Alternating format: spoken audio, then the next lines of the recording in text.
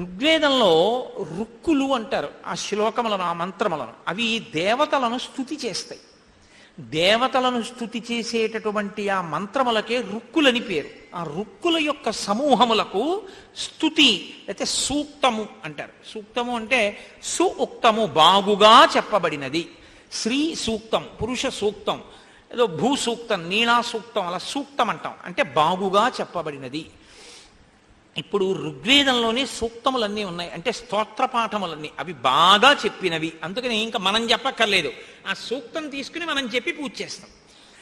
స్త్రీ సూక్త విధానేనా అంటుంటాం కదా, పురుష సూక్త విధానేనా అంటూను. యజుర్వేదం యజ్ అంటే పూజించుట, కర్మకి సంబంధించింది. అందుకే యజ్ అంటే పూజించుట, ఆరాధించుట. యజ్ఞం అన్న మాట ఈ ధాతువులోంచే వచ్చింది. ఋగ్వేదంలో ఉన్నటువంటి సూక్తాన్ని తను స్వీకరించి వాక్కుగా వాడి యజ్ఞం అంటే ఒక క్రతువుని నిర్వహించి ఒక కర్మ చేసి ఏ ప్రయోజనమును సిద్ధింప చేసుకోవాలో ఆ ప్రయోజనాన్ని సిద్ధింప చేసుకోవడానికి మీరు చేసేటటువంటి ఒక కర్మకి యజ్ఞము అని పేరు.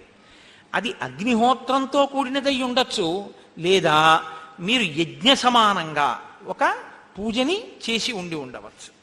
సామ అంటే మనస్సుకి శాంతినివ్వగలిగినదేదో దానికి సామ అని పేరు. సామవేదం అంటే మనస్సుకి శాంతినివ్వగలిగినది, అంటే దీర్ఘాలతో ఉంటుంది. ఇప్పుడు శాంతమైనటువంటి మనసు వలన సౌఖ్యం పొందేటట్లు చేయగలిగినటువంటి వేదం